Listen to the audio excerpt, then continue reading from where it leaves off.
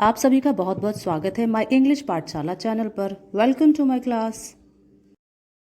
अब हम स्टडी करेंगे प्रपोजल चैप्टर को। इस कहानी का हीरो आया तो था मैरिज का प्रपोजल लेकर, पर वो पूरा टाइम झगड़ा ही करता रहता है।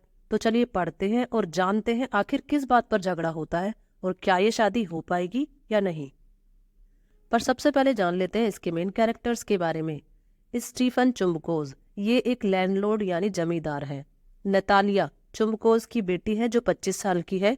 इवान लेवोन ये चुम्बकोज के पड़ोसी हैं जो 35 साल के हो गए हैं और ये शादी का प्रपोजल लेकर आए हैं। इस वन एक्ट प्ले की सेटिंग चुम्बकोज के ड्राइंग रूम में दिखाई गई है। तो चलिए शुरू करते हैं अपनी कहानी। लेमोव एक बहुत अच्छी ड्रेस में है और उसने व्हाइट ग्लव्स पहने हुए हैं। वो अंकल के ड्राइंग रूम में एंट्री करता है। चुम्बकोज उससे मिलने के लिए खड़े होते हैं और कहते हैं, मैं तुम्हें यहाँ देखकर बहुत ज्यादा खुश हूँ, कैसे हो तुम? लोमोज, जी अंकल मैं ठीक हूँ, आप कैसे हैं? चुम्बकोज, मेरे एंजल मैं भी ठीक हूँ, आओ बैठो। तुम तो जैसे हमें भूल ही गए। अपने पड़ोसियों को भूलना कोई अच्छी बात नहीं है। अच्छा हाँ ये बताओ, तुमने इवनिंग ड्रेस पहनी हुई है, क्या तुम कहीं जा रहे हो? लोमोव, अरे नहीं अंकल, मैं तो बस आपसे ही मिलने आया था। चुम्बकोज, पर तुम्हारी ड्रेस देखकर तो ये लग रहा है कि जैसे तुम किसी न्यू ईयर ईव पर जा रहे हो। लोमोज, वो दरअसल बात ये है अंकल कि मैं आपसे कुछ मांगने आया हूँ। इससे पहले भी कई बार आपने मेरी हेल्प की है और मैं आपसे कैसे कहूँ, मैं बहुत ज्यादा एक्साइटेड हो रहा हूँ। मैं थोड़ा सा पानी पी लेता हूँ पहले। चुम्बकोज सोचने लगता है कि ये जरूर मुझसे पैसे उधार लेने आया होगा और इस बार तो मैं इसे बिल्कुल पैसे नहीं दूंगा। और फिर वो बोलता है, अरे डियर साफ साफ बोलो क्या बात है? लोमोज, मैं माफी चाहता हूँ, मेरा मतलब है, दरअसल मैं आपसे एक सहायता चाहता हूँ। मैं इसके लायक तो नहीं हूँ लेकिन फिर भी आप ही मेरी हेल्प कर सकते हो। चुम्बकोज, अरे गोल गोल बातें मत करो, बता भी दो क्या बात है। लोमोज, बात यह है कि मैं आपकी बेटी नतालिया से शादी करना चाहता हूँ और उसका हाथ मांगने आया हूँ। चुम्बकोज, क्या सच में? एक बार फिर से कहो, मैंने ठीक से सुना नहीं। लोमोज, जी अंकल, जी अंकल मैं कह रहा था। और चुम्बकोज उसे बीच में ही रोकते हुए कहते हैं कि मैं बहुत ज्यादा खुश हूँ और वो लोमोव को गले लगा देते हैं। मैं कब से इस बात का इंतजार कर रहा था, मैं अभी नतालिया को बुलाऊंगा। पर क्या आपको लगता है कि वो सच में मान जाएगी? चुम्बकोज, क्यों नहीं मानेगी, वो भी सहमत हो ही जाएगी। मैं अभी जाता हूँ और उसको बुला के लेके आता हूँ। अंकल अंदर चले जाते हैं और इस दौरान लोमोव सोचने लगता है कि इस ट्रू लव आदर्श जीवन साथी की खोज में मैंने अपना काफी समय गवा दिया है और मैं इससे ज्यादा नहीं गवाना चाहता हूँ। वैसे भी नतालिया एक अच्छी लड़की है, एक अच्छी हाउस कीपर है, बदसूरत भी नहीं दिखती और काफी पढ़ी लिखी भी है, और मुझे इसके अलावा क्या ही चाहिए। और वहीं मैं हूँ, 35 साल का हो गया हूँ, मुझे दिल की बीमारी है, बात बात पे एक्साइटेड हो जाता हूँ, कांपने लगता हूँ और सोते समय मुझे झटके लगते हैं और मैं घबराकर आधी रात में ही बिस्तर से उठ जाता हूँ और ये होता ही रहता है। इवान ये सब सोच ही रहा था तभी नतालिया आ जाती है। अरे इवान, ये तुम हो? पर पापा ने तो कहा था कि कोई व्यापारी आया है। वैसे तुम मेरी ड्रेस को इग्नोर करना, एक्चुअली मैं किचन में मटर छीलने का काम कर रही थी, इसलिए मैंने ये ड्रेस पहनी हुई है। क्या तुम लंच करोगे? लोमोव, नहीं मैं करके आया हूँ। तो क्या स्मोकिंग करना चाहोगे? अच्छा ये बताओ, तुमने इवनिंग ड्रेस क्यों पहनी हुई है? क्या तुम किसी पार्टी में जा रही हो?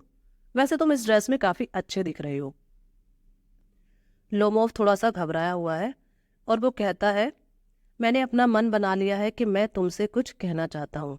हो सकता है ये सुनकर तुम गुस्सा भी हो जाओ, पर ये कहना जरूरी है। बचपन से ही मैं तुम्हें और तुम्हारी फैमिली को अच्छे से जानता हूँ। मेरी आंटी और अंकल तुम्हारे मम्मी पापा की रिस्पेक्ट करते हैं और दोनों फैमिली का रिलेशन काफी अच्छा है।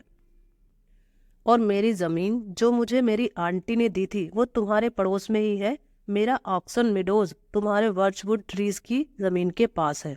नतालिया उसे बीच में टोकते हुए कहती है कि सॉरी मैं तुम्हें बीच में टोक रही हूँ, पर तुमने क्या कहा कि ऑक्सन मिडोज तुम्हारे हैं? अब नतालिया और लोमोस के बीच में ऑक्सन मिडोज को लेकर झगड़ा शुरू हो जाता है।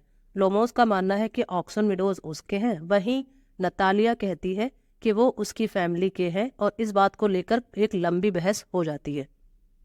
इवान कहता है कि ऑक्सन मिडोज उसकी आंटी की ग्रैंडमदर ने नतालिया के पापा के ग्रैंडफादर्स के किसानों को दिया था, जिसके बदले में वो उसे ईंटें बनाकर दे।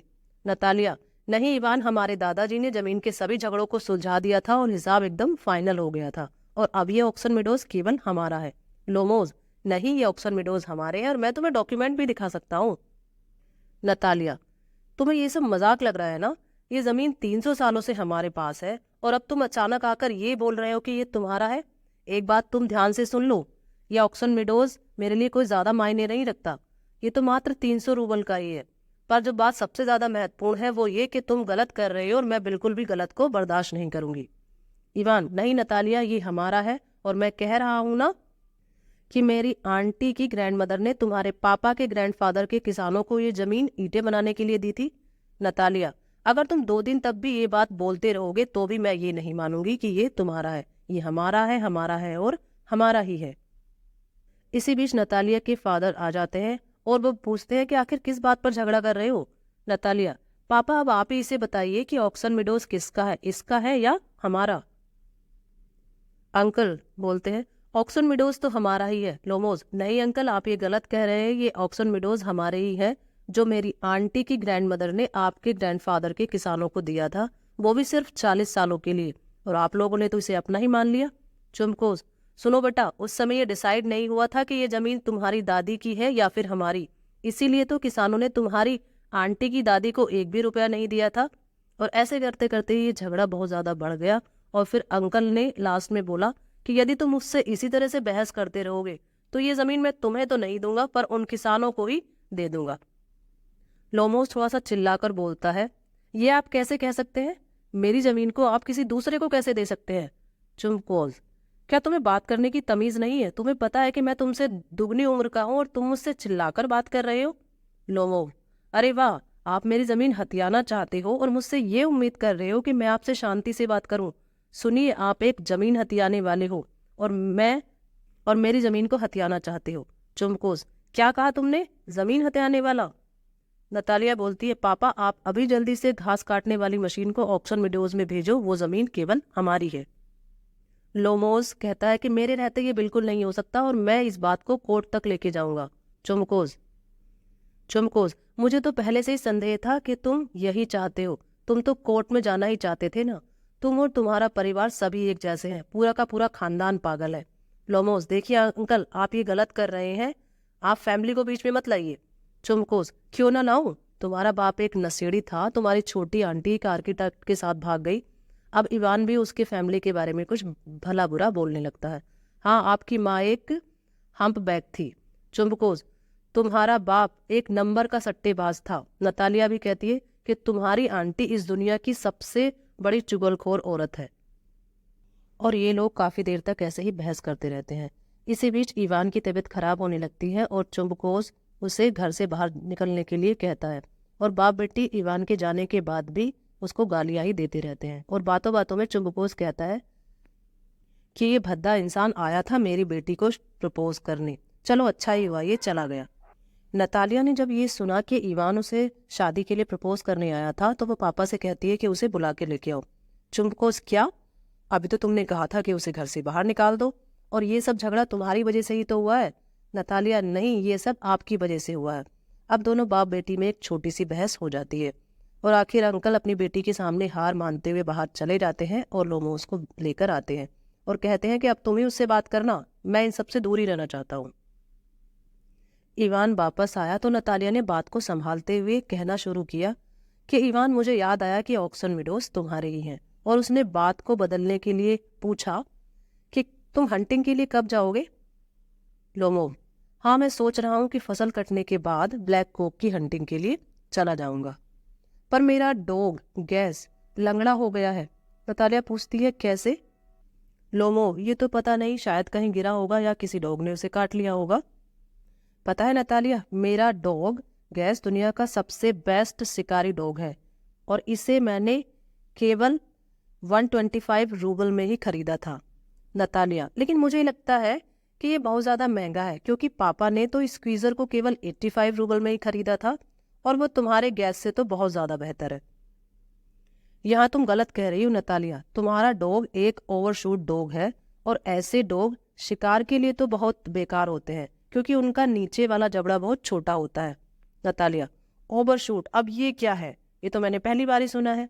मेरा डॉग तुम्हारे डॉग से बहुत ज्यादा अच्छा है और वो तुम्हारे गैस की तरह बूढ़ा और बदसूरत नहीं है। लोमो, हाँ, वो थोड़ा बूढ़ा जरूर है पर वो तुम्हारे स्क्वीजर से तो बहुत ज्यादा बेहतर है, और तुम्हारे स्क्वीजर जैसे तो 5 कुत्ते भी मैं अपने गैस के बदले में नहीं लूंगा। तुम्हारे जैसा कुत्ता तो हर किसी के पास होता है। तभी नतालिया के पापा आ जाते हैं और वो पूछते हैं, अब क्या हुआ, अब किस बात पर झगड़ा कर रहे हो? नतालिया, पापा अब आप ही सच बताइए कि किसका कुत्ता ज्यादा बेहतर है, हमारा स्क्वीजर या फिर इसका डॉग? लोमोब, हाँ अंकल, अब आप ही बताइए, क्या आपका डॉग एक ओवरशूट डॉग है या नहीं? और मेरे कुत्ते से तो उसकी कोई तुलना हो ही नहीं सकती, मेरा डॉग तो बेस्ट है। अंकल बोलते हैं, इससे क्या ही फर्क पड़ता है कि हमारा डॉग एक ओवरशूट डॉग है। तुम्हारे डॉग में कुछ अच्छी क्वालिटी है, पर वो बूढ़ा हो गया है और उसका मुंह भी छोटा है। और तुम्हारा गैस भी हंटिंग के लिए कोई बहुत अच्छा कुत्ता नहीं है। और अब इस बात को लेकर बहस होने लगती है कि किसका कुत्ता ज्यादा अच्छा है। इस बहस के दौरान ही इवान की तबीयत ज्यादा खराब हो जाती है और वो बेहोश होकर गिर जाता है। नतालिया परेशान हो जाती है और चिल्लाकर रोते हुए बोलती है कि वो मर रहा है, डॉक्टर डॉक्टर। नतालिया के पापा भी घबरा जाते हैं और उसे पानी पिलाने की कोशिश करते हैं, पर अचानक से इवान को होश आने लगता है और नतालिया और अंकल चुमकोस खुश हो जाते हैं कि कम से कम वो जिंदा तो है। लोमोस खड़ा हो जाता है और कहता है कि मेरे साथ क्या हुआ है और मुझे तारे क्यों दिख रहे हैं? तभी अचानक अंकल कहते हैं कि तुम जल्दी से शादी के लिए तैयार हो जाओ, नतालिया भी शादी के लिए तैयार है। और वो नतालिया का हाथ इवान के हाथ में देते हैं। नतालिया खुशी से कहती है कि मैं इस शादी के लिए तैयार हूँ। अंकल कहते हैं कि चलो, मेरे कंधों का बोझ कुछ कम हो गया, और उन दोनों की शादी तय हो जाती है। पर नतालिया उसके बाद कहती है कि अब तुम्हें मानना ही पड़ेगा कि तुम्हारा गैस मेरे स्क्वीजर से खराब है। इवान फिर से कहता है, नहीं, वो अच्छा है और बहुत अच्छा है। अंकल कहते हैं कि अरे भाई, इस नए रिश्ते की शुरुआत इस तरह से करोगे क्या? और वो बात को बदलते हुए कहते हैं कि चलो इस खुशी के मौके पर शैंपेन पीते हैं। और यहाँ पर ये हमारा चैप्टर कंप्लीट हो जाता है। आई होप आपको ये समझ में आया होगा। यदि वीडियो अच्छा लगा है तो इसे लाइक करें, शेयर करें, चैनल को सब्सक्राइब करें। Thanks for watching the video.